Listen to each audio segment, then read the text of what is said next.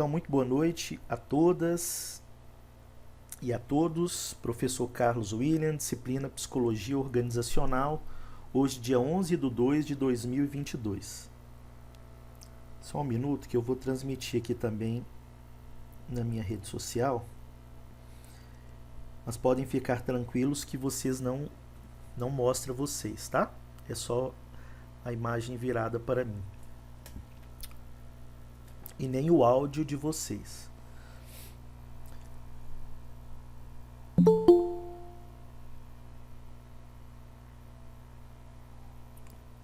Como neste ano de 2022 eu estou com um objetivo de entrar mais no marketing digital,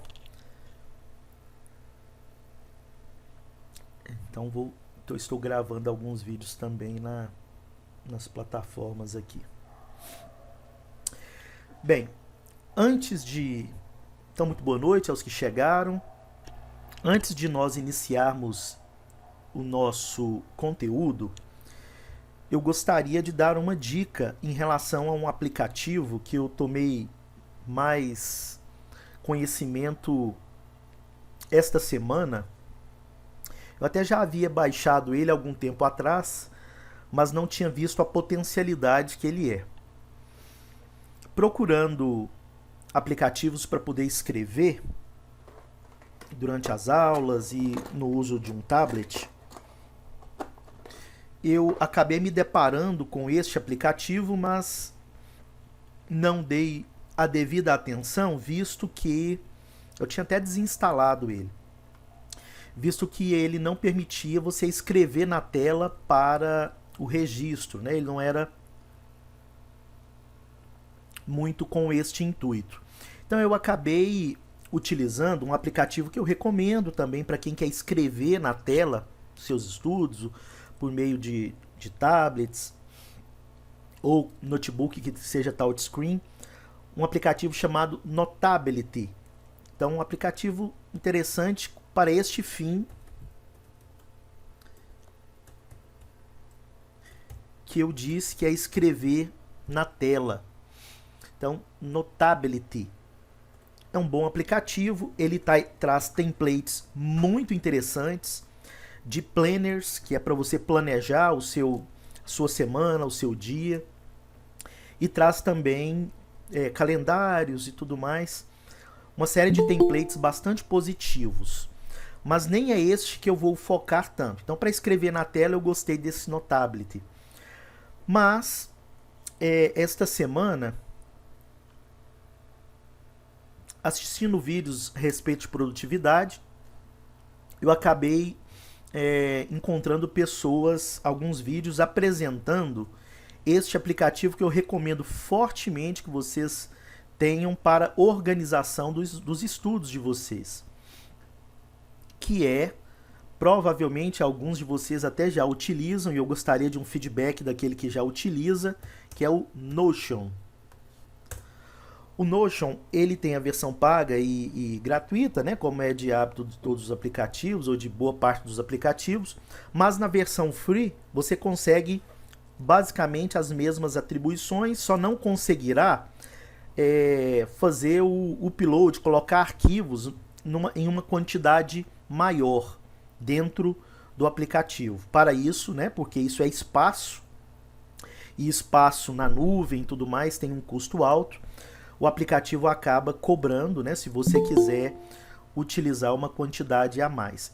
Você permite que você utilize ele no seu desktop, no seu celular, em todos. Deixa eu só fechar aqui porque o meu vizinho vai começar o ensaio dele de trompete. Então, se vocês ouvirem um trompete no fundo, é ele treinando as escalas dele de trompete. Mas vamos lá. Então, alguém aqui da sala conhece o Notion? Utiliza o Notion? O Notion, né? Se você for fazer a pronúncia correta. Alguém? Vocês estão comigo aí, pessoal? Ainda não? Yasmin, recomendo muito, e demais colegas também. Eu vou mostrar ele rapidinho para nós já iniciarmos o nosso conteúdo. Deixa eu compartilhar minha tela com vocês aqui. Vamos lá. Então vamos compartilhar a tela inteira. Volto a dizer, a versão gratuita dele você consegue fazer muitas coisas, organizar suas tarefas e é um aplicativo fantástico. Recomendo, claro, eu não sou especialista da área, que você assista alguns vídeos. Um deles que eu recomendo de orientação do Notion é desse estudante universitário que estuda fora do Brasil, pelo que eu percebi. Recomendo este canal, mas tem vários outros introdutórios a respeito de como utilizar este aplicativo. Mas vamos lá. Primeiro, para baixá-lo, você deve acessar este site aqui, notion.so, desktop, e aí você vai se deparar com esta tela. Aqui você clica em download. Uma dificuldade é que todo o aplicativo ele está em inglês. Ah, Carlos, eu não domino o idioma. Não é um impeditivo, tá? Não é um impeditivo, não deixe que isso trave que você tenha contato com esse aplicativo. Creio que pela quantidade de brasileiros aí, pelo volume, o nosso mercado vai acabar forçando o aplicativo a ter a tradução para o português. Atualmente, se eu não me engano, ele tem inglês, coreano, não me recordo os idiomas, mas são pouquíssimos, tá? Mas volto a dizer, não é um impeditivo. O nível de inglês que você necessitará para utilizá-lo é o básico. Então acessem, cliquem em... Isso mesmo, Yasmin, mas é melhor o inglês, né? Tem coisa pior. Então beleza, mas fala pro coreano aprender o português também, eles sofrem, né? Então a dificuldade é de lá para cá também. Mas vamos lá, você vai clicar em Mac ou Windows, né? De acordo com o seu sistema operacional, e aí vai baixar e instalar, tá? Então vou mostrar aqui um pouquinho a cara do Notion. Aí aqui você vai clicar, né? Download for Windows, e instala no seu computador. Então está aqui a tela. Deixa eu abri-lo aqui. Só um minuto.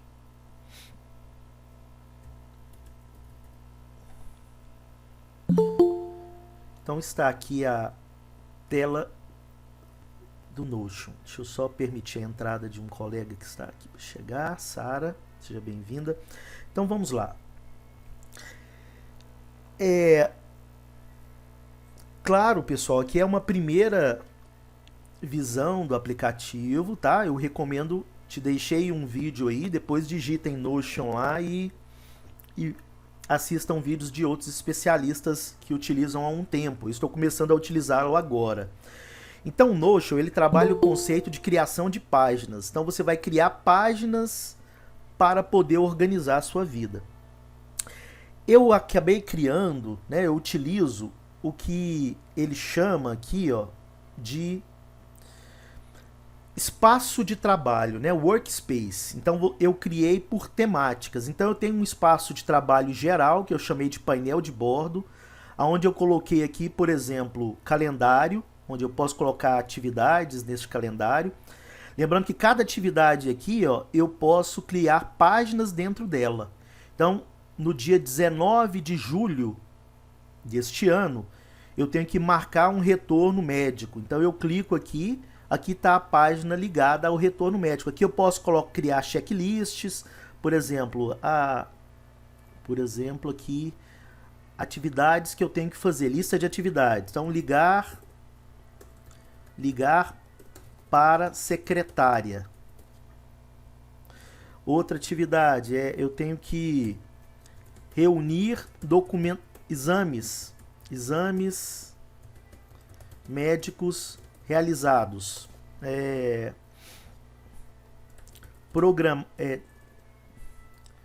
Não programar consultoria no dia do exame, para não ter que marcar nenhuma nem outra. Beleza, eu posso colocar atividades, essa eu já fiz, essa eu já fiz, essa eu já fiz, então eu posso criando atividades dentro desta atividade que eu marquei que eu devo fazer no dia 19 de julho. Então, aqui está a semana de hoje, eu poderia colocar aqui, acrescentar uma atividade como aula de psicologia, né? E aqui eu posso criar listas também, texto, página em branco, ou um to-do também, né? Tarefas para fazer. Então aqui eu poderia colocar disponibilizar material no Google Salas. Poderia ser uma atividade. Ler artigos do dia. E poderia, assim, né, deixar esta atividade ainda mais completa. Tá? Então, checklists, posso criar calendários. Aqui eu posso criar, neste outro tópico, eu não quero checklist. Eu quero criar, tem várias opções. Né? Eu quero criar um calendário. Então eu posso criar calendário. Enfim, posso criar tarefas e verificar em que estágio estão essas tarefas e etc. Então, para cada um, né, destes, eu fui criando espaços aqui de trabalho. Então, espaços de trabalho relacionado à saúde. Dentro da saúde, eu coloquei exercícios. Mas coloquei, olha aqui, ó, dentro do tópico saúde. Não sei se você... Deixa eu ver se eu consigo... Eu não consigo ampliar aqui, mas acho que está dando para vocês acompanharem. Dentro do tópico saúde, eu posso criar páginas aqui, ó. Então, eu tenho uma página cardiologista, onde aqui eu relato como foi a minha consulta, exames laboratoriais, eu anexo aqui. Então, este é o problema da versão gratuita. O único detalhe, que aqui nos exames laboratoriais, eu tenho, para eu colocar um arquivo aqui dentro, eu tenho um limite de espaço. Mas é algo que eu poderia ter deixado de fora. Não é algo que vai impedir que eu use tudo que eu falei até agora, tirando exames laboratoriais, eu poderia fazer na versão gratuita. Exames laboratoriais eu até talvez poderia. Tem que ver qual é o tamanho desse arquivo, mas tem um tamanho menor que você pode usar. Dentro do tópico saúde, eu coloquei exercícios. É óbvio, né? Como de normal, ele tá vazio, né? Então, mas, enfim, tá aqui exercícios, o esporte que eu pratico. Criação de hábitos, foi algo que eu coloquei aqui, só para mostrar para vocês, tá? Enfim, isso está ligado à saúde. Eu criei um outro espaço de trabalho aqui, o EG, onde eu vou colocar disciplinas, etc. Eu crio um outro espaço de trabalho, IFG, que é uma outra instituição que eu atuo, ainda não tem nada colocado aqui, mas cursos, né, alguns cursos que eu estou em andamento. Olha, este curso que eu comprei, ele disponibiliza toda a estrutura do curso dentro desta ferramenta. Eu vou clicar aqui para vocês verem, ó. Olha só. Aqui tem uma planilha de ações a serem desenvolvidas. Então, assistir a primeira aula, estratégia de venda, funil de isca, lógica do perpétuo, que é um infoproduto que não tem prazo para abrir nem para fechar, ele fica disponível o tempo todo. Nicho e dor, porque o seu produto ou serviço que você oferece, seja no meio físico ou no meio offline, né? Ele tem que resolver algum problema, ele tem que estar voltado para um público e etc. E aí você vai, eu fiz essa tarefa e olha que ele linka aqui. Ele linka no curso dele, né, dessa pessoa que disponibilizou esse curso. Ele, ao clicar aqui, ó, você vai acessar o vídeo que ele explica o que deve ser feito aqui, tá? E aí você parte para as ações. Então, olha que interessante. Ele colocou todo o curso dele dentro do Notes, do Notion, desculpe. Aqui, calendário de execução. Então, ele colocou para o aluno poder se organizar aqui. Então, por exemplo, um professor pode colocar a disciplina dele toda no Notion e compartilhar com os alunos, né? Então, é uma possibilidade também. Um trabalho de conclusão de curso, um TCC, pode ser gerenciado tanto pelo aluno como pelo professor por meio do Notion. Então é uma ferramenta muito interessante. Aqui ele tem uma página de análise de concorrência. de concepção inicial do produto, um template de copy para iniciar as vendas, né? Um copywriting, né? Um texto que vende aí para poder orientar. Enfim, então ele organizou o curso dele dentro destes tópicos, dentro do Notion. É uma possibilidade, né? Então aqui eu coloquei os cursos que eu estou em andamento, leituras. Então aqui é algo muito útil para vocês, né? Eu estou lendo o livro tal, então coloca aqui leitura em andamento. Você pode criar uma página, existem vários modelos, aí tem templates, ó, e aqui no template tem templates para estudantes. E aqui dentro do templates para estudantes você tem vários modelos que você pode utilizar. E esses templates estão disponíveis tanto na versão gratuita quanto na versão paga. Então aqui, anotações durante a aula. Então aqui você pode, olha um exemplo de template. Se eu clicar em Using this template, ele vai lá para o meu Notion.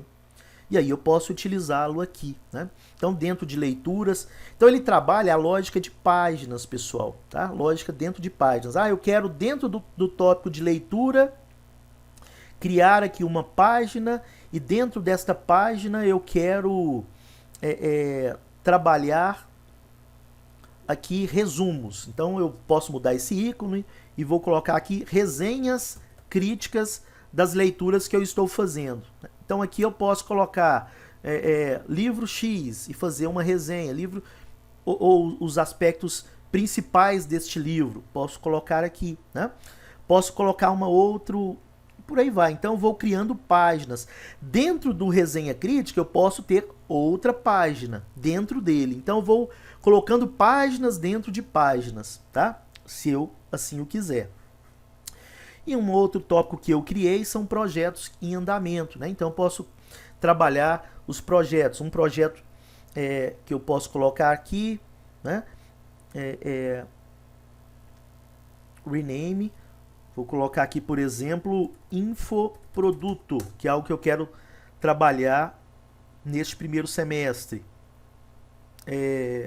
O desenvolvimento de um e-book e etc. Então eu vou colocando, né, cada um desses tópicos. Eu posso acrescentar, né, links aqui ligados a ícones, né, e aí ele muda aqui também, dando uma questão também de estética, né? Então perceba que dentro do infoproduto eu posso criar páginas também, e posso criar texto, páginas, títulos de capítulos, tabelas, tópicos por bottom, né? por bullet, numerados, enfim, atividades a serem feitas, como aquele to-do que eu mostrei lá no início, e por aí vai, tá? Então, aqui dentro, para cada tópico, eu posso criar ele como se eu tivesse cada linha dentro do Notion.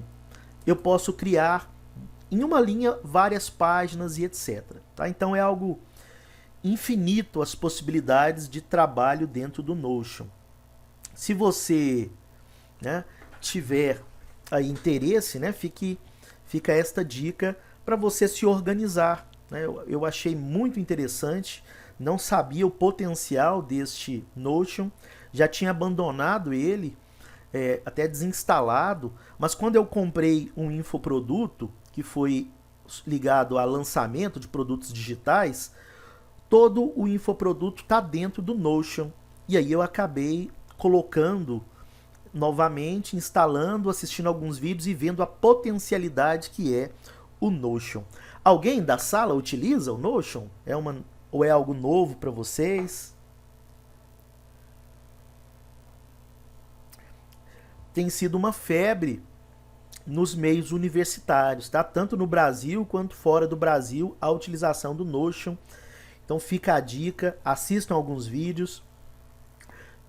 Nós temos aplicativos que nos tornam mais produtivos, que facilitam hábitos, que são hábitos que nos exigem um esforço a mais, como o hábito do estudo, o hábito da leitura, e pode tornar essas tarefas ainda mais prazerosas, né? Podem tornar essas tarefas que são difíceis, que talvez não façam parte do dia a dia de vocês, uma tarefa mais disciplinada e mais possível de ser utilizada com uma maior facilidade. Então, fica a dica do Notion como um aplicativo de organização pessoal. O que eu vi, né, dentro deste aplicativo, ele faz o que muitos outros aplicativos fazem dentro de um só espaço. Por exemplo, um aplicativo que eu já usei até para orientação de aluno foi esse aqui, ó, o Trello. O Notion faz o que o Trello faz, né? Então você pode transformar dentro do Notion aspectos ligados ao Trello. Já tive o Trello pago, hoje eu não sou assinante dele mais.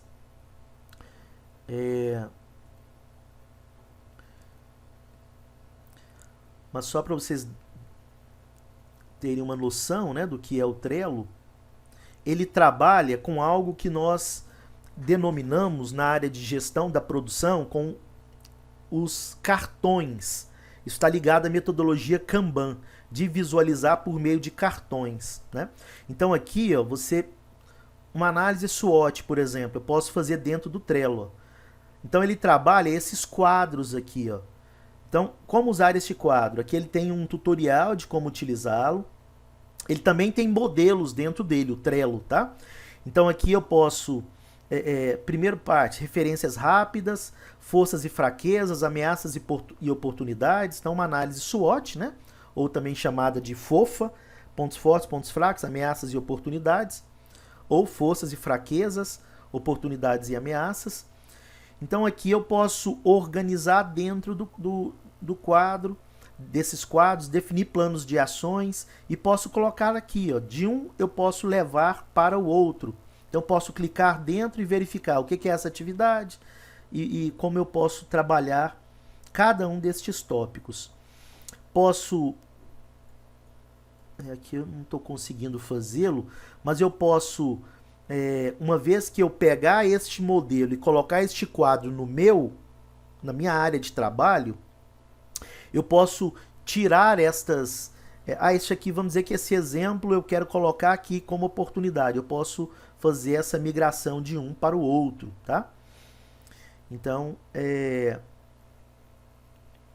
eu posso trabalhar desta forma. Então, é algo muito interessante também o Trello, tá?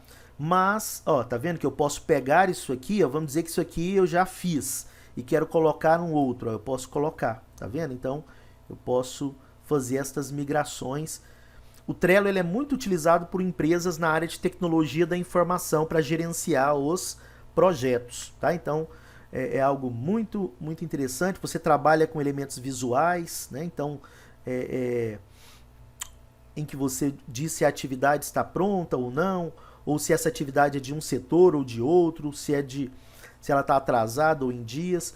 Só que eu posso fazer este Trello dentro do próprio Notion. Então, o que eu encontrei no Notion é que ele é um aplicativo que engloba atividades de vários outros aplicativos, tá bom? Então, claro que aqui não é um curso sobre Notion, isso pode até ocorrer, eu posso fazer no futuro um curso de extensão para a utilização de aplicativos para produtividade, dando um exemplo do começo até o dia a dia, como pode ser trabalhado, mas por enquanto foi só uma apresentação geral a respeito do Notion, tá? Recomendo muito, não precisa ser a versão paga.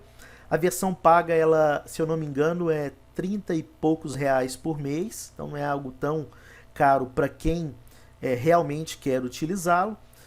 Ele tem uma opção, se você utilizar o e-mail institucional, né, o e-mail da UEG, o aluno pode ter acesso a esse e-mail. Eu só não vou saber te dizer como você tem o e-mail da UEG, mas você pode entrar em contato com a área de tecnologia da UEG e fazer esta solicitação. Então, você consegue um desconto mais interessante também. Mas fica em torno disso, de 20 a 30 reais, a 30 e poucos reais mensais a utilização do aplicativo. Na versão paga, mas volto a dizer, para trabalhar com ele você não precisa ter a versão paga. Você pode fazer a versão gratuita que a única coisa que você não vai fazer é fazer o upload de arquivos dentro dele até determinado tamanho. Então eu não sei o espaço que você tem, mas você não consegue fazer isso. Se, por exemplo, Agora, linkar, você pode linkar. Eu fiz um vídeo, eu quero linkar esse vídeo lá dentro do meu Notions. Aí você pode. Eu quero controlar o que eu estou assistindo no YouTube, por exemplo. Para não ficar perdendo tempo assistindo elementos que não são interessantes. Você pode colocar... Eu vi um vídeo muito interessante sobre este assunto. Copia o link, pode colar no Notion. Então é algo que organiza bem a vida a partir do momento que você vai utilizando. E na internet você consegue achar muitos tutoriais de como as pessoas estudam, trabalham e se desenvolvem utilizando o Notion, tá bom? Então fica a dica para vocês. Aqui eu encerro esse primeiro momento da aula. Segundo momento, pessoal, nós estamos trabalhando hoje, vamos dar continuidade a um conteúdo que introduzimos na aula passada. E eu disponibilizei também a aula completa, que foi ministrada no ano passado sobre este mesmo conteúdo. Por quê? Porque essa 1h30 para a disciplina de psicologia não tem sido... Eu precisaria de mais tempo, né? Mas vamos lá. Então, na aula passada, né, nós vimos que as organizações tendem a tirar os aspectos emocionais do mundo do trabalho, embora isso seja impossível. Se estamos tendo um problema na nossa família, em algum relacionamento com os nossos filhos e etc., nós levamos isso para o ambiente de trabalho, embora espera-se uma ação profissional por parte do trabalhador, mas, né, é impossível separar estes aspectos visto que somos integrais. Então, a partir daí, as organizações que estão, né, avançando mais no mundo do trabalho, na competitividade, são organizações que já contemplam isso no seu dia a dia, né? Os gerentes são avaliados quanto a estes aspectos. Que aspectos, Carlos? Se eles também estão preocupados com as emoções dos trabalhadores. Se o ambiente que eles ajudam a criar, se os gestores criam um ambiente de trabalho que seja menos tóxico. Inclusive, eu até citei o livro, né? Eu vou disponibilizar esse livro para vocês, tá? Que é o Gente Tóxica.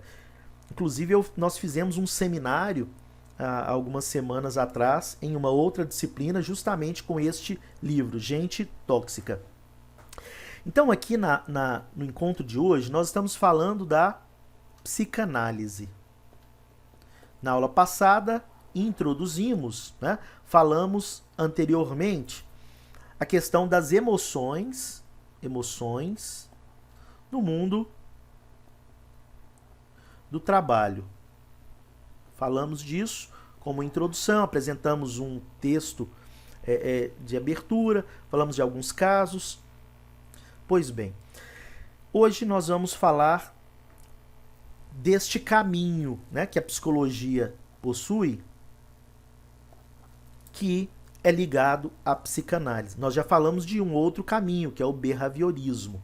Então vamos lá, vamos ao conteúdo de hoje. Então nós paramos neste slide na aula passada. Então, para compreender as emoções nas organizações, existem várias possibilidades. É óbvio que aqui nós estamos trabalhando uma introdução à psicanálise. Então, aqui é uma introdução.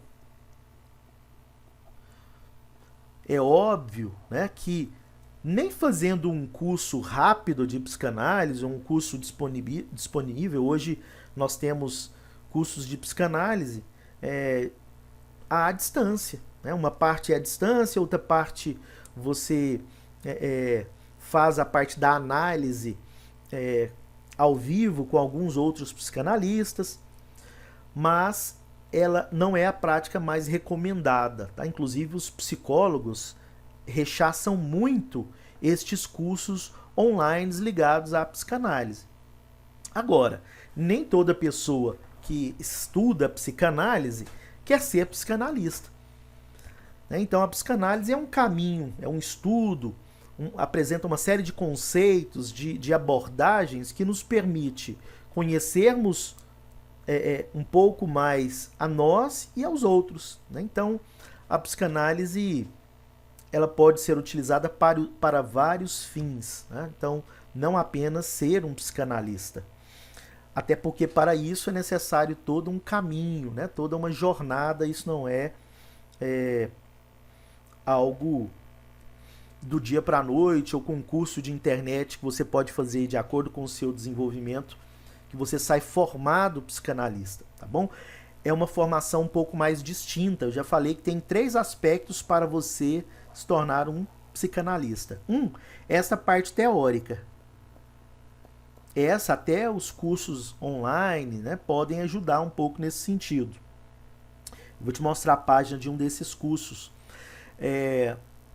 Um outro elemento que compõe a formação do psicanalista é estar associado a alguma instituição de pensamento da psicanálise. Então, Associação Brasileira de Psicanalistas e por aí vai. Existem inúmeras associações. Então, isso também ajuda a fortalecer o indivíduo na construção enquanto psicanalista. A terceira é que você faça análise. Então, que você procure outro psicanalista e também se analise, né? Então, isso é fundamental para a construção do psicanalista. Carlos, eu tenho que ter o curso de psicologia para ser psicanalista? Não, né? Não. Na prática, isso não é necessário. Disse na aula anterior, eu tenho colegas que são psicanalistas e são pedagogos, então eles estudam a psicanálise ligada à educação. Eu tenho amigos que são historiadores, administradores, que são psicanalistas. Que faz atendimento em consultório. Eu tenho um amigo que ele é da área da história e ele é psicanalista e atende em consultório.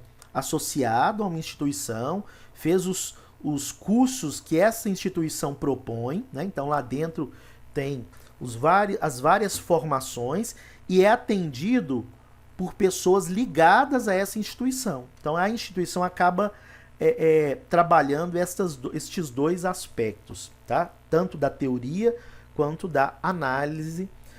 Volto a dizer, tanto a análise quanto estas outras formações têm um preço elevado, né? Por isso que algumas pessoas buscam esses cursos online que tendem a ser mais baratos do que este processo formal. Então, se eu não estou interessado em ser um psicanalista, né? E atender pessoas no consultório, muitos vão só para a formação teórica. É uma possibilidade. Eles não vão trabalhar com a clínica. Pois bem, então a psicanálise é um caminho para entendermos melhor as pessoas. É uma possibilidade também. Nós vamos entender os vieses que ele trabalha. Então embora muitos gestores não compreendam nada a respeito das emoções humanas, elas estão presentes no mundo do trabalho. Volto a dizer, a psicanálise é uma das teorias que permitem, né, compreendermos um pouco mais esta vida afetiva no mundo do trabalho ou, de maneira geral, do indivíduo. Ações como nojo, né, ligados à antipatia, aversão, repugnância, repulsa, ódio, sentimento de medo ligado a receio, ansiedade, desespero, pânico, terror, de alegria ligados a prazeres sensoriais, diversão, alívio, entusiasmo, êxtase, sentimentos de tristezas ligados a desapontamento, desânimo, desamparo, luto, angústia, sentimentos de raivas ligados a aborrecimento, frustração, irritação, amargura e fúria, são sentimentos inerentes aos seres humanos, a todos nós, e que estão também presentes no mundo do trabalho, né? Então, de onde surge, né, a psicanálise? Então, o termo psicanálise refere-se a uma teoria sobre o aparelho psíquico que foi elaborada por Freud, Sigmund Freud. Então, Freud é considerado o pai da psicanálise, né? Hoje ele corresponde a uma linha de pensamento psicanalítico e é o grande precursor aí da psicanálise. Freud era de formação médica, de Viena, e a influência que Freud, deixa eu só autorizar a entrada de de uma colega aqui. A influência que Freud teve na nossa sociedade, alguns comparam que ele marcou tanto a nossa sociedade como outros expoentes, como por exemplo Karl Marx. Então ele alterou radicalmente o modo de pensar a respeito do que passava no nosso emocional, da nossa vida psíquica, sobretudo com a inclusão do conceito de inconsciente, que nós iremos verificar agora há pouco. Então a sua contribuição compara-se a outros expoentes do mundo do pensamento, como Karl Marx, a respeito dos processos históricos e das construções sociais. E Freud ousou colocar, né, os processos que antes eram inatingíveis, né, que nós não tínhamos acesso do psiquismo, que eram consideradas uma região obscura, como das fantasias, dos sonhos, dos esquecimentos propositais da nossa psique para nos resguardar, do mais profundo interior do ser humano, analisando isso numa perspectiva científica, numa criticidade, a partir de uma metodologia, podendo ser replicado, que são características da ciência, né? O uso de métodos, de experimentos, que possam ser analisados e comprovados pelos seus pares, e Freud foi extremamente refutado pelos pares que analisavam a psique humana no início, né, os outros médicos, psiquiatras, né? Então ele era refutado no meio porque os tratamentos, a forma de acessar a psique e o tratamento dos problemas advindos da psique humana eram tratamentos outros, enquanto Freud buscava apresentar uma outra terapêutica, que utilizou num primeiro momento a hipnose e depois utilizou outros métodos, outras ferramentas de trabalho, sobretudo a fala, a importância da fala no processo terapêutico. Então, a investigação sistemática dos problemas da psique humana levou a Freud, né, à criação da psicanálise. E aí, qual é o grande elemento de Freud? Se, por exemplo, Karl Marx teve como grande elemento da sua obra a briga de classes, o duelo das classes, do proletário, da burguesia e o distanciamento destas classes, Freud trouxe para a sociedade como grande marco do seu pensamento o inconsciente. Então, toda a teoria freudiana tem como base o inconsciente. Nós vamos falar a respeito deste. Então, muito do nosso comportamento, muitas vezes nós não conseguimos explicar. Por que eu tenho medo disso? Por que eu não consigo, talvez, falar em público?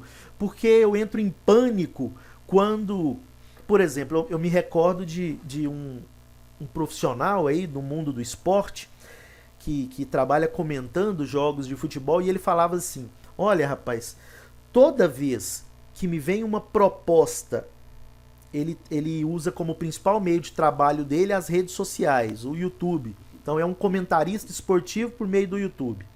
E ele falava assim: toda vez que vem uma televisão me fazer uma proposta, eu não sei por que eu já recebo esta proposta como uma situação que me angustia, com um pânico desta proposta, e eu refuto esta proposta já de cara, já de início, sem muitas vezes nem estudá-la.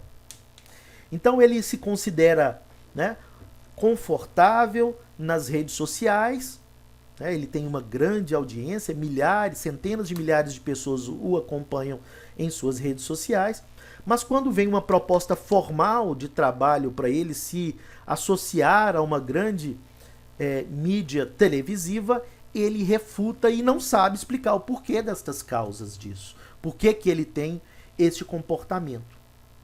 E muitas vezes, ao falar isso em uma sessão terapêutica, uma sessão de análise, ele iria compreender um pouco mais, ele iria acessar um pouco mais, por meio da fala, o seu inconsciente.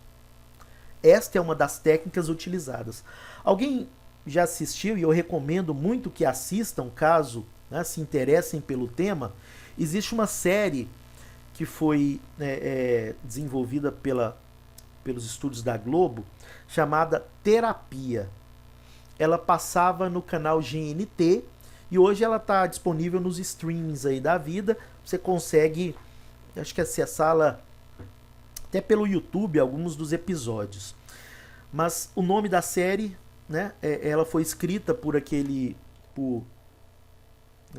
foi Selton Mello, me desculpe, por Selton Mello. Mas principalmente os primeiros episódios são interessantíssimos.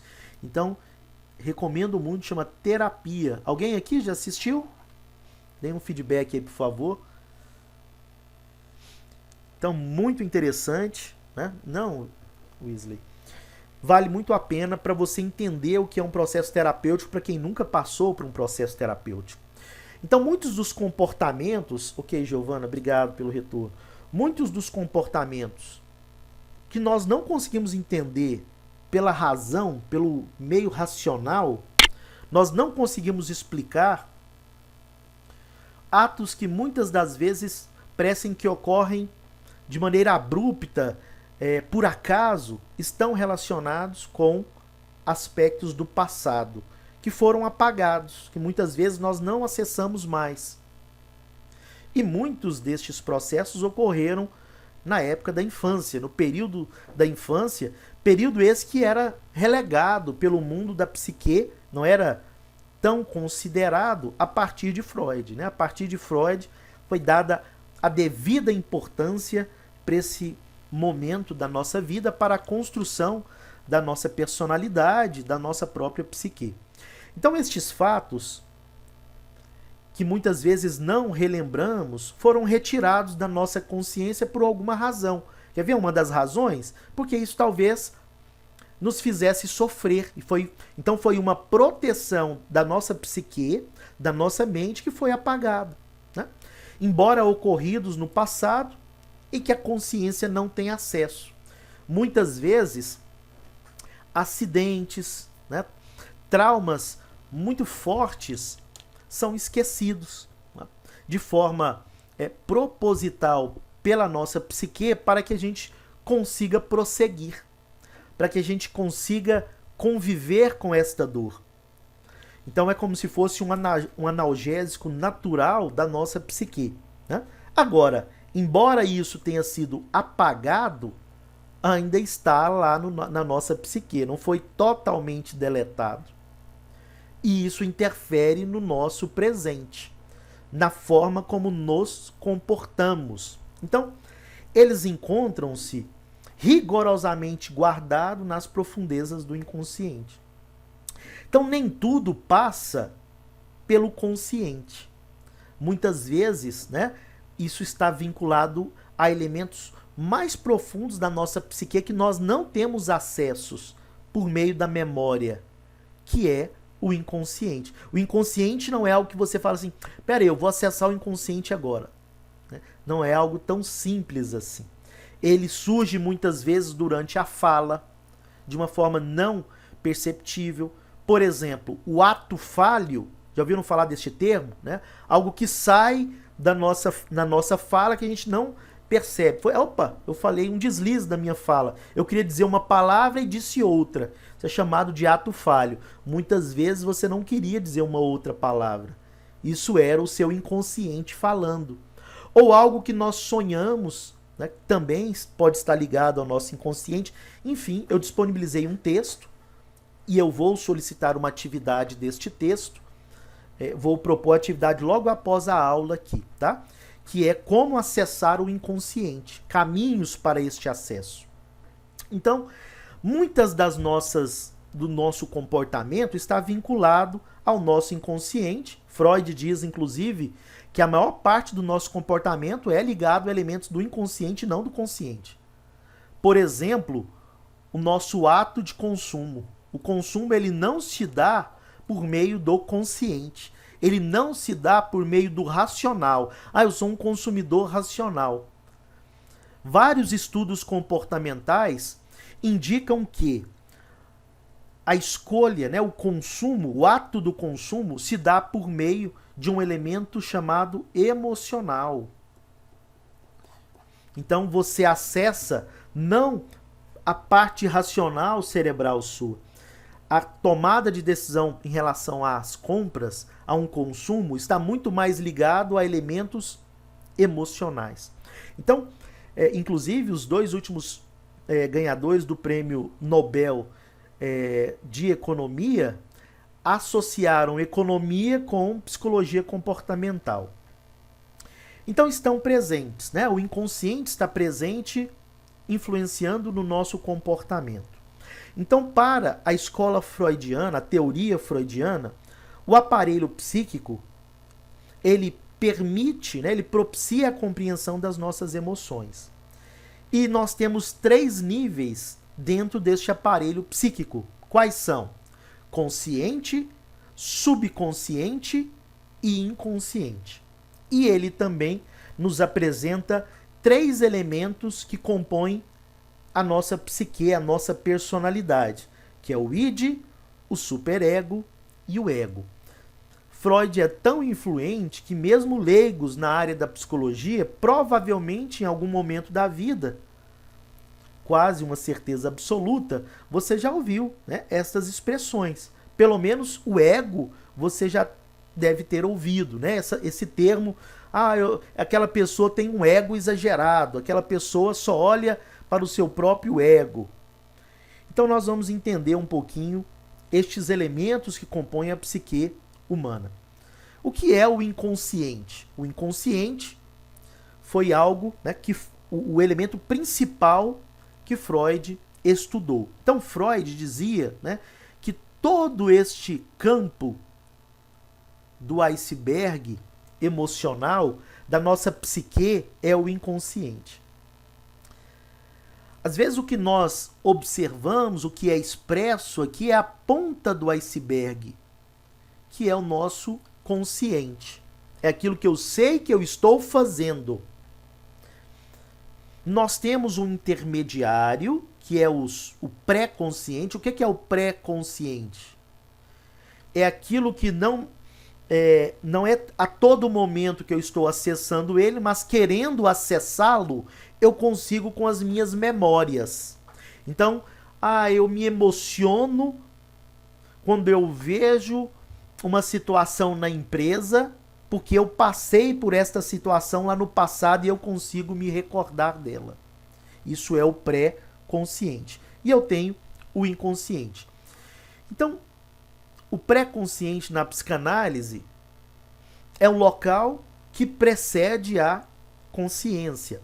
Então, os pensamentos são pré-conscientes quando estão inconscientes em um determinado momento, mas não são reprimidos.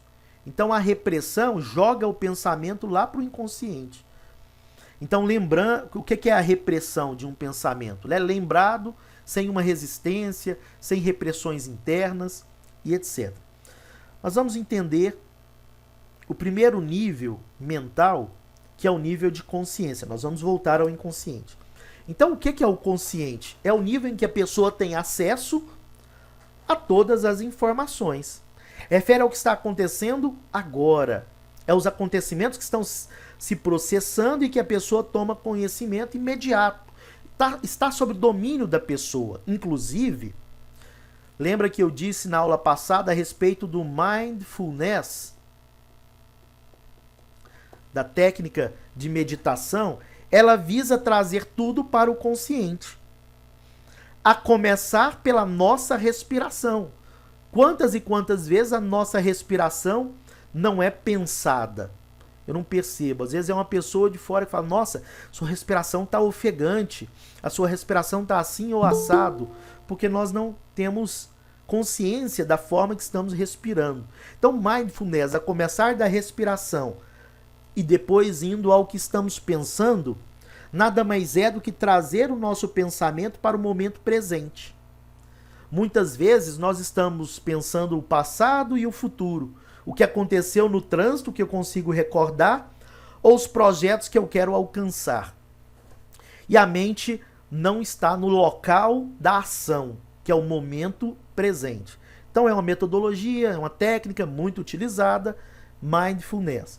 É justamente para ter mais acesso ao consciente. Então é o nível em que a pessoa tem acesso ao que está acontecendo. Vamos ao como está acontecendo neste exato momento, e a pessoa pode interferir nisso ou mudar a forma que ele está sentindo a despeito disso. Muitas vezes o comportamento que vem à nossa, né, é tão forte que nós não conseguimos interferir nele. Né? São os frutos do inconsciente. Aqui não, é algo que eu consigo interferir. Então, por exemplo, a pessoa está tomando conhecimento de que está digitando um contrato neste momento. É algo totalmente consciente. Eu estou fazendo uma tarefa neste momento. É algo totalmente consciente. Né? Eu tenho uma tarefa a ser realizada e estou a desenvolvendo. Certo? Muitas vezes vem um choro para a pessoa começa a chorar por ouvir uma música, mas ela não sabe o porquê disso. Por que eu estou chorando ao ouvir esta música? Né? Então, isso nem sempre se passa pelos aspectos do consciente. E o intermediário? O chamado nível subconsciente ou pré-consciente. O que é este intermediário? Então, é o nível, conforme eu falei anteriormente, em que as informações estão ligadas ao que aconteceu no passado, assim como no inconsciente. Mas qual é a diferença? Eu acesso facilmente estas informações. São informações trazidas à consciência por qual subterfúgio? Por qual recurso? Pela memória. Então, tudo aquilo que eu trago pela memória está no meu nível subconsciente. Então, embora a pessoa não possa interferir ou mudar estes fatos, por que eu não posso interferir ou mudar estes fatos? Porque ocorreram no passado. Ela pode trazê-los à consciência quando quiser e necessitar. Já ouviram falar de uma técnica que é muito utilizada pelos treinadores de desenvolvimento pessoal, sejam esses, né, com uma formação específica ou práticos desta ação? Muitos coaches utilizam isso, muitos outros profissionais utilizam isso, que é o chamado ressignificar. Técnicas de ressignificação. São técnicas ligadas ao nível subconsciente. Tudo bem, eu tive isso no meu passado, eu consigo relembrar, é algo que eu tenho, que eu posso trazer à minha consciência, mas eu posso dar um novo sentido a isso. Né? Então, muitas técnicas de desenvolvimento pessoal, entre elas a PNL, Programação Neurolinguística, que não tem muita comprovação científica a respeito, tá, pessoal? Eu não posso deixar de apresentar isso. Não é porque foi escrito um livro a respeito, não é porque muitos falam dela, que ela não deixa de ser uma pseudociência. Algo que não é aceito na academia por parte dos estudiosos da mente, dos psicólogos, por exemplo. Mas a programação neurolinguística nada mais é do que ressignificar o nosso comportamento por meio das palavras. Então, muito utilizada a partir do advento da tecnologia da informação, da lógica de programação. Então, assim como nós podemos programar softwares para computadores por meio de códigos, nós também podemos reprogramar o nosso comportamento por meio de palavras. E a programação neurolinguística trabalha esta perspectiva. Agora, volto a dizer, ela não é reconhecida pela ciência, tá? Não é porque uma pessoa disse ou porque uma pessoa falou que isso é considerado ciência, tá? Mas é muito utilizada. Eu mesmo tenho alguns livros de programação neurolinguística, já vi alguns resultados, mas esses resultados poderiam ser alcançados por meio de várias outras terapêuticas, né? Não necessariamente por meio da PNL. Então, vou te dar um exemplo de nível subconsciente. Então, por meio da memória, a pessoa pode lembrar, em certos momentos, muitos fatos que se passaram com ela, né? Foi o exemplo que eu citei anteriormente. Basta um estímulo para a pessoa lembrar e sentir a mesma coisa. Por exemplo, no dia da minha formatura, colocaram uma música, por exemplo, o Hino da Vitória, que foi utilizado por Senna, muitas vezes por Ayrton Senna. É um hino que não marca tanto a geração de vocês, porque muitos já nasceram no pós-Senna, né? Ayrton Senna, o automobilista lá, que muitos utilizam como um grande herói brasileiro no esporte. Então, percebam que este hino da vitória, aquela música, vocês devem se recordar, né? Tan, tan, tan, tan, tan, tan. Algumas pessoas ouviram tanto esta música nos domingos pelas manhãs, quando Ayrton Senna ganhava suas corridas e ganhou por 3 vezes o título mundial, né, de automobilismo, na principal categoria, na Fórmula 1, que associaram isso a algo emocional, né? A algo ligado à vitória, a se sentir bem. A música tem muito esta capacidade de acessar um nível subconsciente. Eu tive um relacionamento com determinada pessoa e esta música marcou o nosso relacionamento.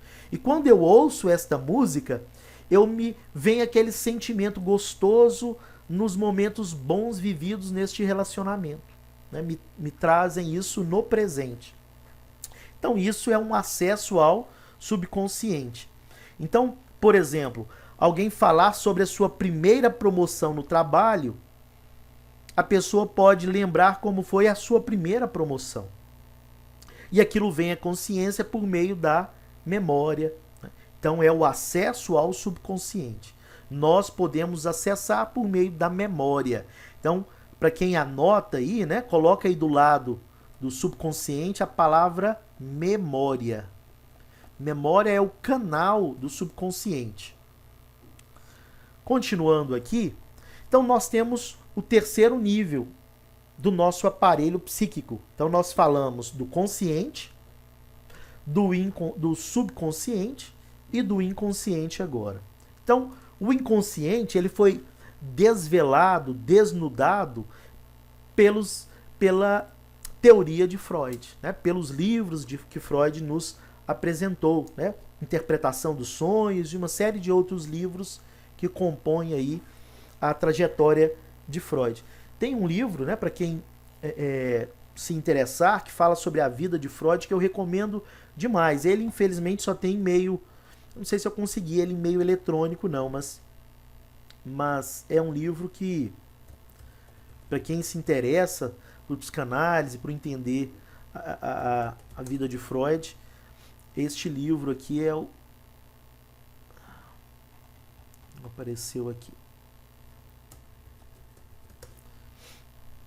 Este aqui, ó, de Peter Gay, Uma Vida para o Nosso Tempo, que fala a respeito da biografia de Freud. Vale muito a pena, é um livro por R$64, né? Ele não tem e-mail eletrônico, mas vale muito a pena. Esse livro eu tenho também, da Elizabeth Rondinesco, também é muito bom, também fala sobre Freud. O bom é que este livro tem e-mail eletrônico, para quem gosta, né, de ler e-mail eletrônico, ele está R$59. Mas esse do Peter Gay é um livro muito espesso, né, um livro grande, que são 824 páginas, mas fala muito sobre a época de Freud, o que a sociedade passava então. Então é um marco para a ciência, não só para a psicologia e para a psicanálise, mas é um marco para a evolução humana, né? A entender um pouco a história deste pensador. Aqui, pessoal, deixa eu só compartilhar com vocês o vídeo desse garoto aqui, que fala a respeito de como ele utiliza aquele... Para os que chegaram depois, eu apresentei um aplicativo no início da aula para organização pessoal, tá? O link aí deste aplicativo. Voltando aqui, então é o terceiro nível mental. E é, né, é extremamente profundo, pois nele encontra-se o inconsciente. Então, o inconsciente é o local onde estão depositadas as nossas experiências mais passadas. Por exemplo, nas experiências da nossa infância, os desejos não confessados, inadmissíveis, que são, nós vamos ver, aplacados, acalmados pela nossa personalidade, id, ego e superego. Momentos, os doces momentos, os recalques, vamos falar do termo recalque, as nossas frustrações, que são esquecidas, que são anestesiadas, apagadas do nosso consciente. Porque, caso contrário, não suportaríamos a existência, porque estamos o tempo todo sendo frustrados. E por alguma razão, né, todos estes sentimentos foram depositados em um local que é o inconsciente, e ali estão reprimidos. Ou seja, né, eles estão armazenados e não chegam à consciência, mas interferem no comportamento da pessoa. Então eles estão presentes. Você não vai saber, né, porque ao falar em público, qual experiência lá no passado está dentro do inconsciente. A não ser que você faça um processo de análise, e aí você pode aos poucos ir acessando, mas mesmo assim não é um processo cartesiano, como nós administradores muitas vezes estamos esperando, né? Às vezes o administrador que trabalha muito causa e efeito, eu quero saber, pelo efeito eu quero saber qual é a causa. Ele se sente um pouco desconfortável no processo de análise, porque ele não passa por uma análise racional como nós somos acostumados. Nós que trabalhamos muito no estereótipo da meta, do objetivo, de ter estas ações para alcançar estes resultados, a nossa psique não é tão causa e efeito. Não é tão efeito cartesiano, né? Quando eu falo efeito cartesiano, é que eu tenho um eixo X e um eixo Y, traço as coordenadas e encontro um ponto, né? Então este ponto ele se dá pela variável x1 e y1, né? Então muitas vezes os problemas organizacionais, muitos querem tratá-lo dentro do plano cartesiano, e o comportamento ele não se dá pelo plano cartesiano, ele se dá por outros meios, e às vezes um meio muito mais complexo, que é o meio do inconsciente. Repressão é a exclusão da consciência, né, do campo da consciência, de algumas ideias, de alguns acontecimentos, de alguns sentimentos, de alguns desejos, que a pessoa não admite, mas que, no entanto, estão na parte psíquica dela, faz parte da parte psíquica dela, e são guardados em um local. Qual é este local? O inconsciente. Então, o inconsciente é algo que não vem à nossa consciência facilmente. Existem mecanismos para você acessar o inconsciente, mas ele não vem à nossa consciência de maneira fácil, mas o nosso comportamento é influenciado por ele. Inclusive, Freud diz que a maior parte do nosso comportamento é influenciado pelo inconsciente, tá? Então, os fatores inconscientes têm grande dificuldade, né, têm grande influência, me desculpe, na direção de como nos comportamos e como orientamos as nossas ações. Às vezes eu não entendo por que eu tenho uma dificuldade em aceitar a hierarquia, por exemplo. Ou porque eu tenho uma grande dificuldade no aprendizado. Não passa pelo meio consciente. Ou porque eu inicio as coisas e não termino. Carlos, eu tentei metodologias diversas, né? Eu tento a utilização de outros mecanismos, mas eu sempre desisto. Parece que tem algo que eu não sei, que eu começo e não termino. Ou que a pessoa me dá uma ordem, me dá uma orientação para fazer algo, e ele é um superior a mim, e eu não consigo aceitar esse superior. Eu faço, mas algo dentro de mim, eu quase que tenho que me vilipendiar para fazer isso, me punir para fazer esta ação. né? Eu não me dou bem com hierarquia. E talvez isso está vinculado a algo no passado que eu não tenho como fazer uma relação de causa e efeito. E por meio da fala, da expressão, eu vou acessando isso e conseguindo me acalmar e entender para poder modificar este comportamento. Olha um exemplo do inconsciente agindo. Então, em uma festa para o Dia das Mães, uma professora colocou os seus alunos, 8 crianças entre 2 e 3 anos, para dançar para uma plateia composta de pais, de amigos e de parentes dos alunos. Quem nunca vivenciou isso, né? Então, as crianças iam fazer uma apresentação na escola. Das 8 crianças, 4 começaram a chorar, 3 ficaram paradas, olhando fixamente para a plateia, e uma dançou, mas ficou torcendo a blusa. A professora ficou apavorada com a situação. Tentou se justificar, dizendo que durante o ensaio eles dançaram bonitinho, direitinho. Só que o ensaio foi feito apenas na presença da professora, sem uma plateia. Essas crianças foram retiradas do palco, sendo colocadas imediatamente as crianças de 6 anos para as outras apresentações. No final da programação, a professora resolveu colocar novamente as 8 crianças para se apresentarem. As 4 que choraram se recusaram a subir no palco e as demais mantiveram o mesmo comportamento da vez anterior, até que a professora desistiu da apresentação. Não sabemos o que pode ter ocorrido com estas crianças após o evento, mas vamos imaginar que houve uma cobrança de uma pessoa que é autoridade na vida dela, de uma pessoa que é significativa na vida dela, como por exemplo, que feio, a mamãe veio aqui só para ver você dançar e você faz um papelão deste, né? Ou o pai tem esta ação. Que absurdo, menino. Eu pago tão caro a sua escola para no dia de uma apresentação da escola você fazer desse jeito. Que absurdo. Molenga. Fala desse jeito com o filho. Então, 20 anos depois, esta criança, ao ter que apresentar um seminário ou um relatório para um grupo de pessoas, ela não sabe porque se treme toda.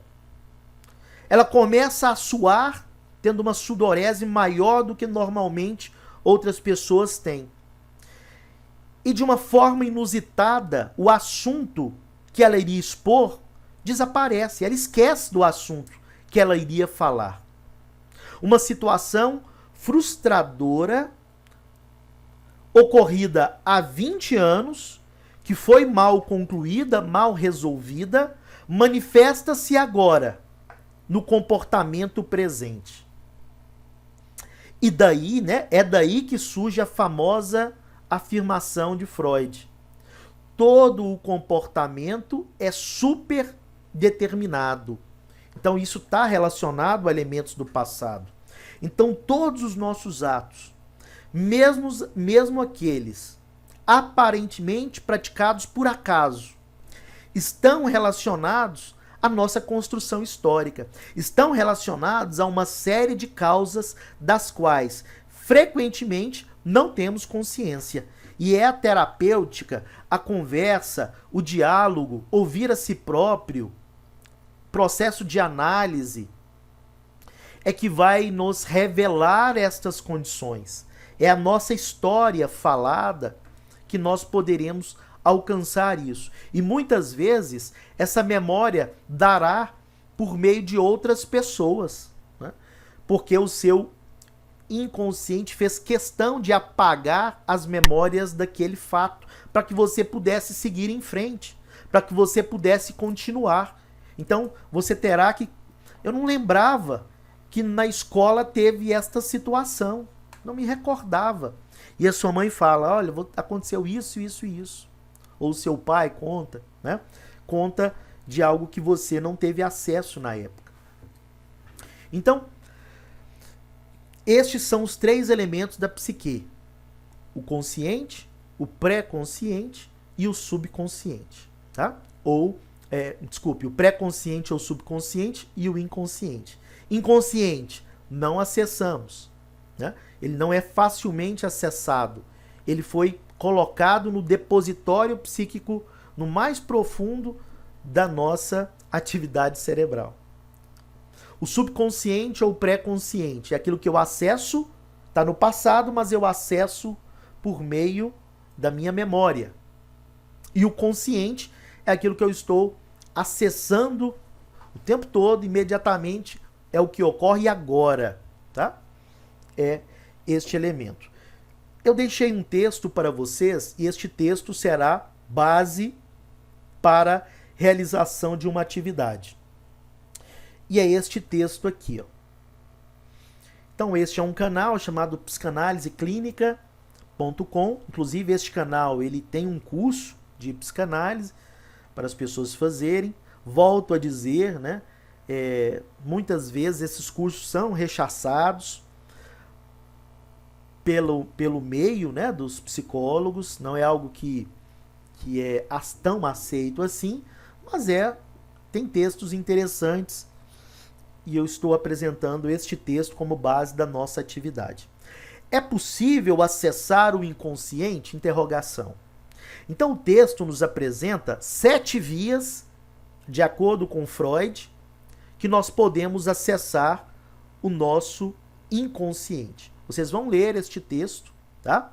Quais são estas vias? Associação livre, interpretação dos sonhos, e dentro de interpretação dos sonhos temos medos e desejos. Terceira forma de acessar, terceira via, analisando o significado das palavras. Quarta via, observando hábitos recorrentes, né? Eu sempre chego atrasado no trabalho. Eu sempre me atraso no trabalho. Muitas vezes isso está ligado ao inconsciente, a algo relacionado ao passado. Então, hábitos recorrentes. Quinto, os xistes, que podem ser condensação, deslocamento, sentido duplo, uso das mesmas expressões, o retrucar e representação antinômica. Os lapsos de memória, analisando a cultura, né, o meio, a ambiência influencia muito o que nós somos. E a última via é um resumo, né, dessas considerações de acesso ao inconsciente, tá bom? Então vocês vão analisar cada uma delas, só conceituando o xiste, né? O xiste é uma outra forma de interpretar o inconsciente e é uma forma inteligente de refletir a realidade. Então esse tipo de reflexão inconsciente, maldosa, expõe como nós construímos, como foi a nossa construção a respeito daquele assunto, tá? Então, por mais simples que pareça o conceito de xistes, nós temos aí 6 técnicas para alcançar essa rodovia de acesso ao inconsciente, tá bom? Não vou dar spoilers aqui, deem uma analisada. E aí eu vou fazer a seguinte pergunta para você.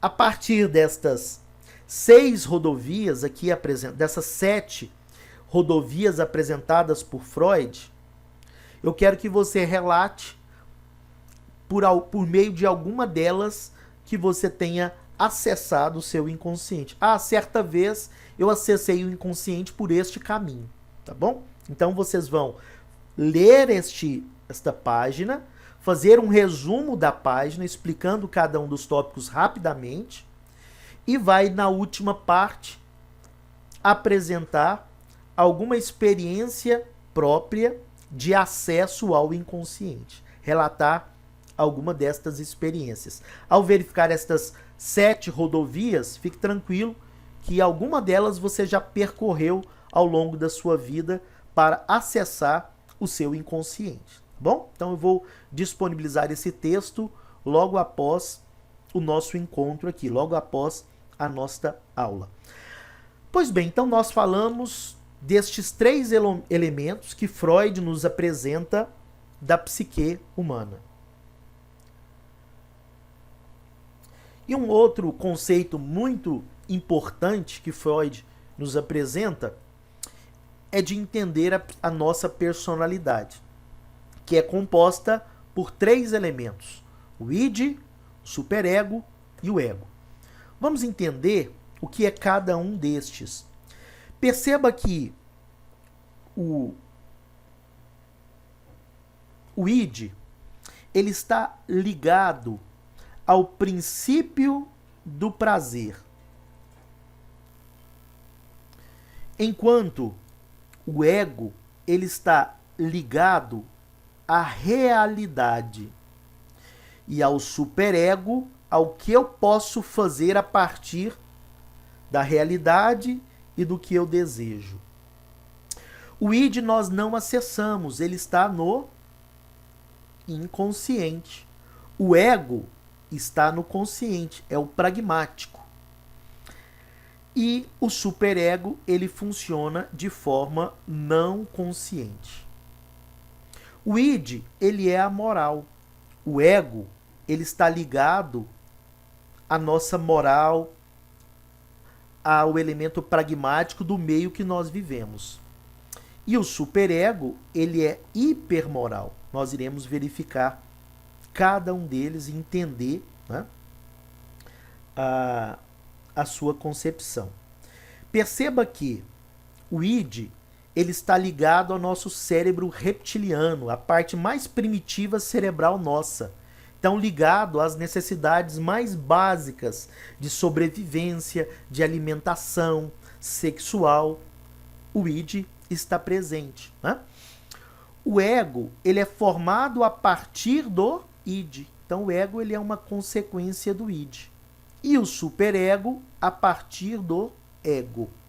Vamos verificar e entender um pouquinho cada um deles. Primeiramente, vamos falar do id.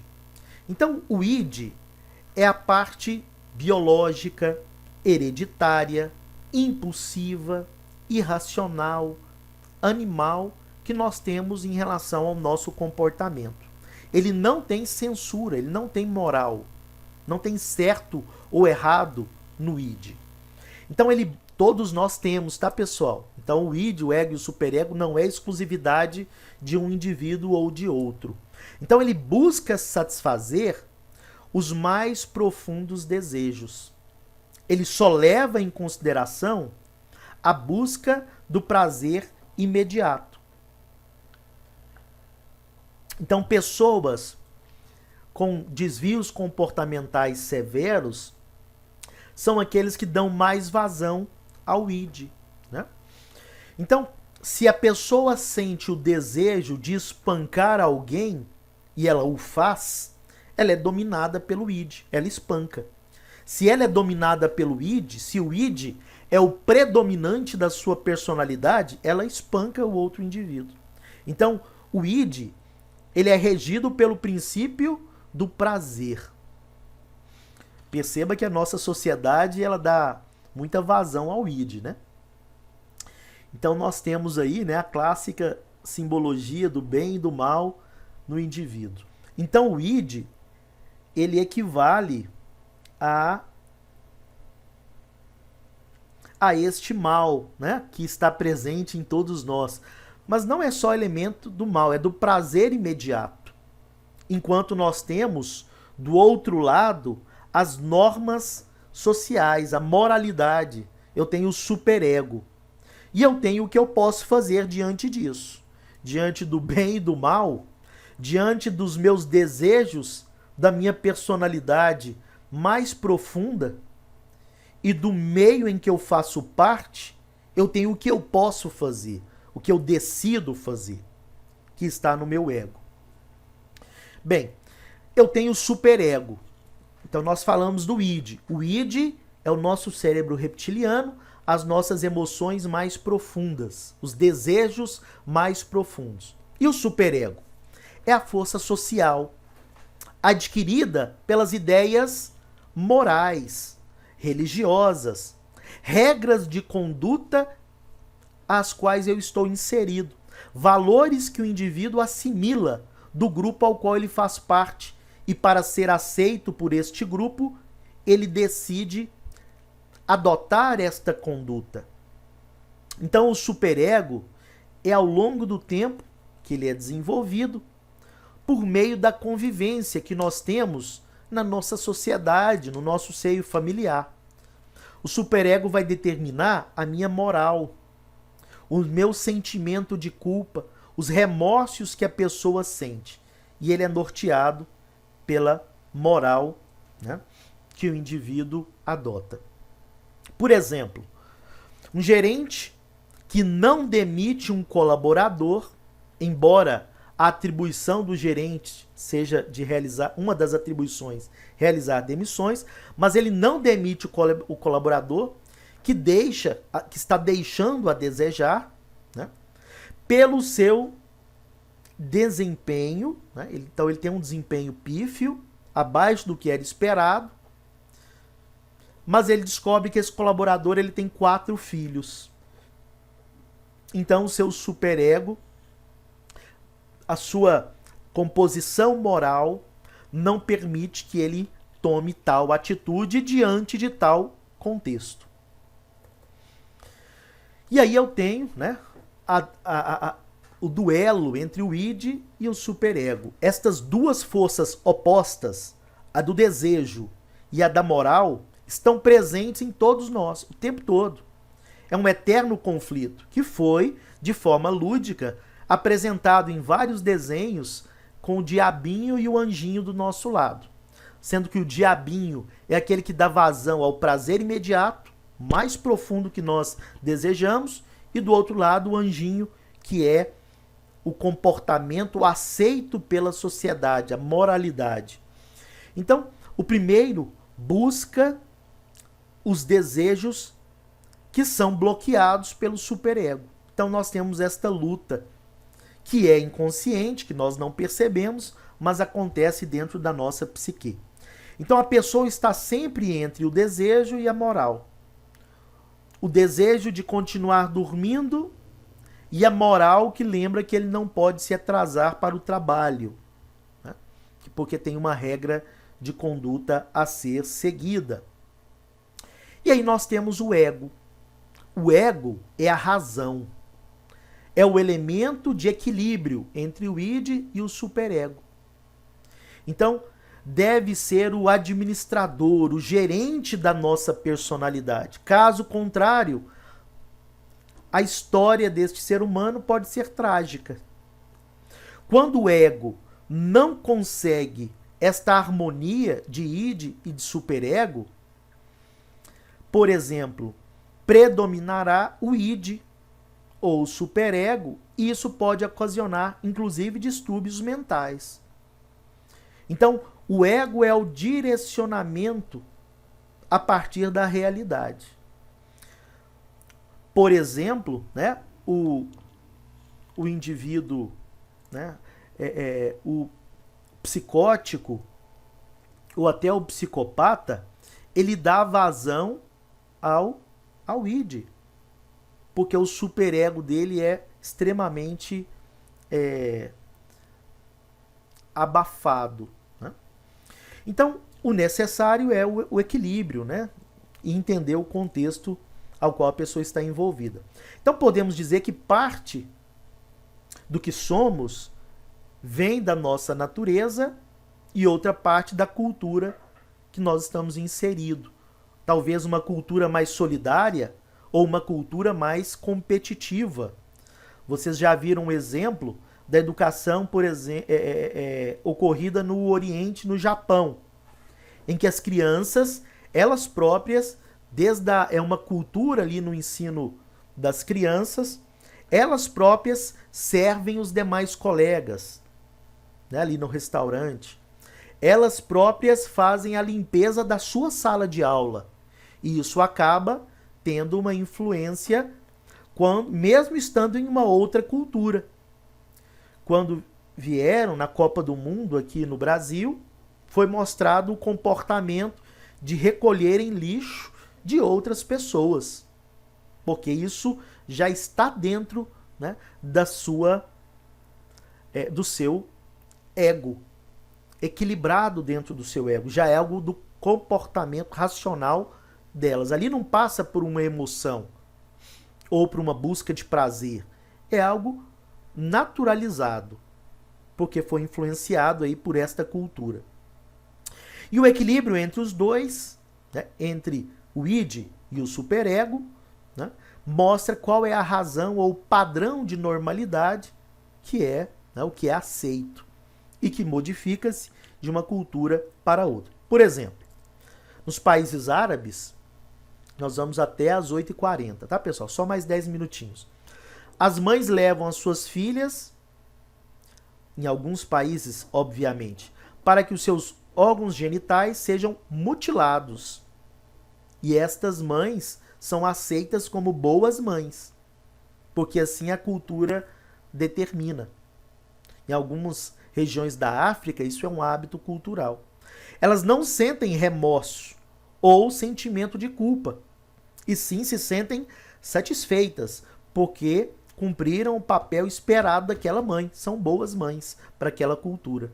O mesmo fato no Brasil poderia levar esta mãe, após um tempo, a sentir remorsos. Nós já comentamos sobre isso, sobre a cultura, os remorsos, por exemplo, que a mãe sente ao levar o filho no primeiro dia da escola e deixá-lo lá na escola e ir trabalhar. Remorso que talvez o pai não sinta da mesma forma pela cultura machista criada na nossa sociedade paternal, né? Ligada muito, é uma sociedade patriarcal. Então, este fato no Brasil deixaria sim a mãe com remorsos. Não seria considerado algo, né, normal, seria algo anormal dentro da nossa cultura.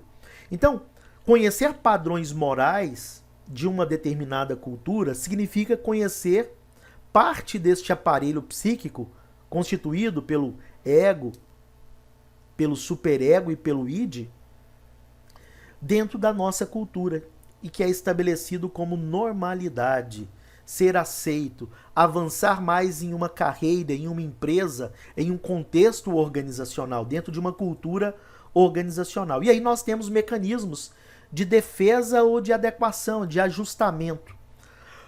O nosso ego, ele busca amenizar este conflito presente entre o id e o superego por vias naturais, usando a razão, né?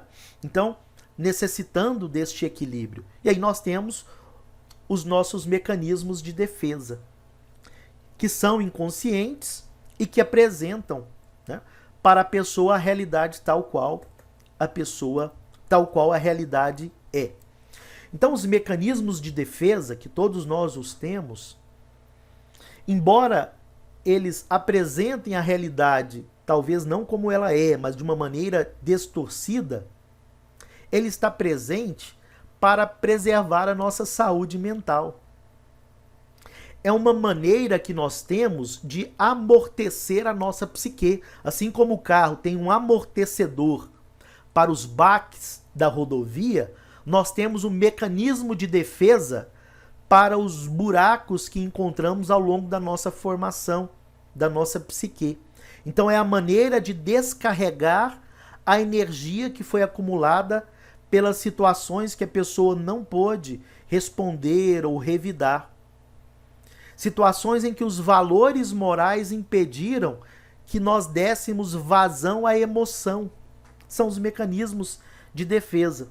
Por exemplo, ao ser chamada a atenção pelo chefe e não poder revidar, a pessoa engole a raiva. Esta, talvez, né, deverá ser descarregada de alguma maneira, já que não foi possível descarregá-la no momento em que ela ocorreu, em quem provocou. Então a pessoa, de maneira inconsciente, se utilizará dos mecanismos de defesa para poder extravasar esta sua raiva. Esta energia que foi acumulada pelos contratempos naturais da vida, pelas frustrações naturais do cotidiano, terão, em algum momento, que ser descarregadas. De alguma maneira, isso terá que ser descarregado. O id, o superego e o ego estão no dia a dia da pessoa, se mostram presentes no dia a dia da pessoa. Por exemplo, o indivíduo, ao acordar atrasado para uma reunião importantíssima e procurar uma determinada roupa, ele tem a surpresa de encontrá-la amassada, ou suja, ou na máquina de lavar. E aí ele explode. Aos gritos, ele fala em casa: eu não sei o que aconteceu nesta casa. Toda vez que eu tenho um compromisso e procuro uma roupa que eu quero vestir, ela nunca está no lugar ou está limpa. Esta casa está virando uma bagunça. Sai de casa, batendo portas, e um cenário que talvez alguns de nós tenha vivido. Neste momento, seja como o ator principal ou como um personagem coadjuvante neste contexto. Neste momento, o id se manifestou. O cérebro reptiliano deu vazão ao comportamento. Na ida para o trabalho, porém, ele sente remorso pela explosão que ele teve ali no lar, pensando que não deveria ter agido daquela maneira. Afinal de contas, coitada, a esposa, o cônjuge, o pai, enfim, ele tem tantas coisas para fazer além, disso. Então, é o superego se manifestando, acalmando o que o id fez. Então, quando volta para casa, ele tenta resolver a situação, ele pede desculpas pelo ocorrido, ou faz algo de agrado à pessoa com quem explodiu. E aí já é o ego se manifestando, é o que eu faço hoje, a partir do equilíbrio entre o que eu deixei dar vazão pelo comportamento mais primitivo e o que a minha moral condenou. O que você fez não foi legal. Você agiu só pela emoção. E aí o ego equilibra as duas ações. Então, neste exemplo, o ego ele não agiu por vias naturais. Ele agiu utilizando de mecanismos de defesa.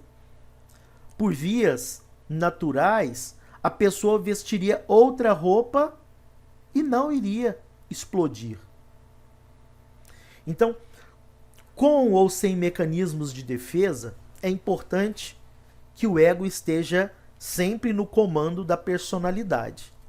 Se comandando ali o carro emocional da nossa vida, nós tivermos o id ou o superego, problemas poderão advir. Então, os mecanismos de defesa vêm para equilibrar. Eles apontam como correm as nossas emoções dentro das organizações e como as resistências às mudanças são formadas. Porque é isso que nos importa no ambiente organizacional. Temos mudanças para melhorarmos os processos, consequentemente os resultados. E aí nós temos alguns mecanismos de defesa. Nós vamos falar deles no próximo encontro. O ato falho, os lapsos, os sonhos, a racionalização, a projeção, a reação de conversão, as doenças psicossomáticas, o deslocamento. Iremos falar a respeito destes no próximo encontro, sobre cada um destes, ok? Então fiquem atentos, eu vou colocar a atividade agora no Google Salas a respeito deste texto, Psicanálise Clínica, é possível acessar o inconsciente. Vocês vão fazer um resumo do texto e, de uma forma consciente, relatar um caso que por alguma destas vias você tenha acessado o inconsciente, ok?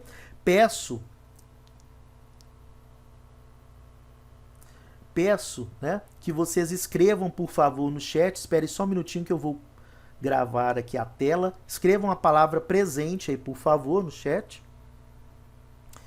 E muito obrigado, né? Um bom final de semana para vocês, uma boa semana próxima. Nos encontramos na próxima aula falando aí a respeito dos mecanismos de defesa. Hoje nós falamos a respeito, né, dos componentes da psique, nós falamos do consciente, do subconsciente e do inconsciente, e falamos dos 3 elementos da nossa personalidade: o id, o superego e, na centralidade, o ego. Tá bom? Um forte abraço a todos e nos vemos aí na próxima semana. Tchau, tchau, pessoal. Obrigado, Wesley. Até a próxima semana. Valeu, pessoal. Obrigado. Uma boa noite.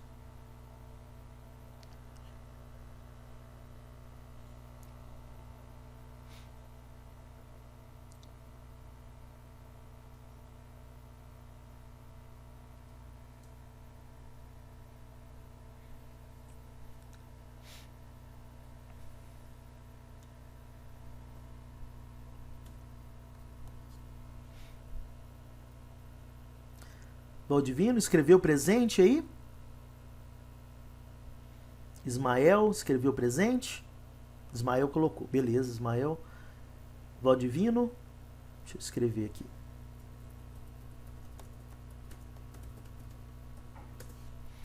Tchau, tchau, pessoal. Até mais.